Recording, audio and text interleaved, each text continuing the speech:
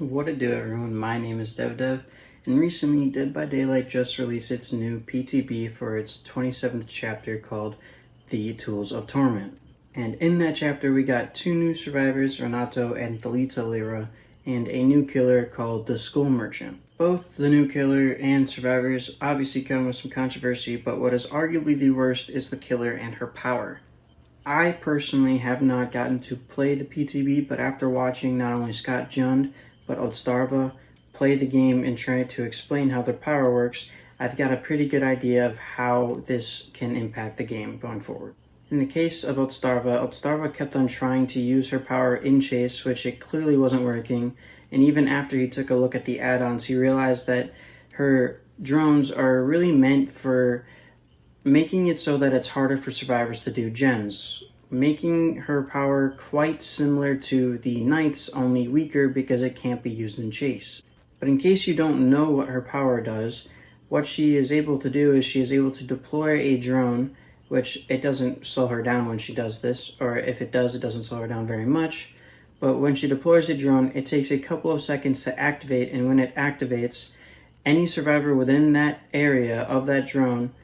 after 10 seconds-ish, becomes exposed and is insta-downable. But what not only Scott Jund and Oldstarva have found is that survivors know that if they stay there, they're just going to leave. And if you place your trap or your drone in a loop, survivors are just going to leave, and it's a less effective version of the Knight's power, which is terrible.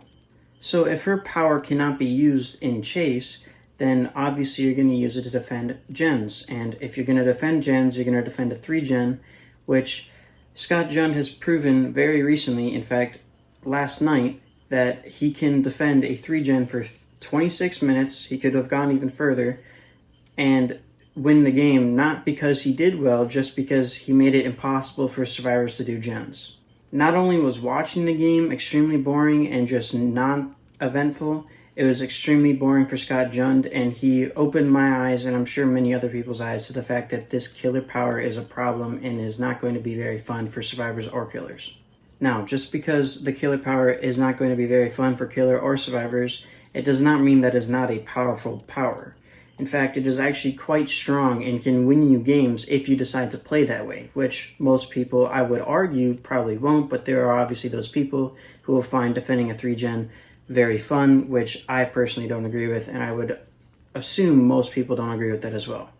So my suggestion is that you need to somehow remove the need for survivors to leave your traps or leave your drones so that it is capable of being used in Chase. And one of my ideas is that when you deploy a drone, it does take a few seconds to activate, which is part of the issue in and of itself. So even though it already takes 10 seconds for a survivor to become exposed, the initial few seconds that it takes for the drone to activate makes it about 13 or 14 seconds for a survivor to become exposed. That's assuming they stay inside the radius and don't just immediately leave. So what I think would be pretty healthy, as is going to be shown on screen here, is that instantly after you deploy a drone, the drone for 2 seconds shows you the aura of the survivor that is within the radius, and then for 2 more seconds, you no longer see their aura. And then 2 more seconds after that, you see their aura. And it alternates for as long as they are in there, and the effect does not linger once they leave. Or maybe it should. So some might argue that the 2-second aura reading ability is probably too strong, but I'll have you know that as a personal survivor main myself, if the killer sees my aura, I do not care. I'm going to loop just as I normally would, and most of the time I'm pretty good at making sure that I can see the killer just as much as they see me, if not more. And not only that, most loops are relatively short, and you can see survivors around them more times than not, unless it's a TNL wall, which is where these walls, or where these drones would be very, very powerful. But even then, a survivor could be running Distortion, which in my opinion is a very underrated perk, and should be run more often. But as of right now, it's more of a selfish perk rather than a team play perk, so I kind of understand why it doesn't get run. But this also means that it doesn't make it so that it is impossible for survivors to do gens in the area that your traps are or your drones are, because they aren't insta-downable. Now, you could still make it so that survivors can become insta-downable, and the way I suggest doing that is that if they disarm the drone, then they do become insta-downable while they have the claw on their arm. So not only are they trackable, but they can be insta-downed, which would make it so that survivors have to wait till you are off on the other side of the map to disarm your drone. In my opinion, as of right now, I think this is probably the most healthy thing that they could do with this killer, because we do not need another night in this game right now. We do not need our matches to last 30 minutes to an hour. Even despite the fact that her power can, in very niche situations, be very powerful, at least when you are controlling a 3-gen, I still don't think it is a very powerful power.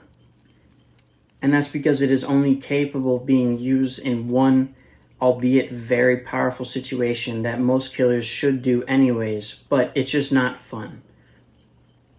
I think we can all agree that killers who have chase powers are the most fun to play in the game and play against, because chases feel more competitive and they happen more often. And despite the fact that the new killer has her issues and the fact that she could become a pretty big problem for the game in terms of making it just not fun for survivors and killers alike to play as or against, she does have some good qualities about her power right now that make it more engaging for survivors and the killer. It is a very small thing, but it is notable, and I don't want to completely poop all over the chapter, but there is a small mini game that when you disarm a trap, you have to complete in order to disarm it, and then you get a claw trap on your arm, which allows the killer to track you, and once the battery's died, I think, either it's when the battery dies or while you have it on you, you can remove it, but I think it's once the battery dies. So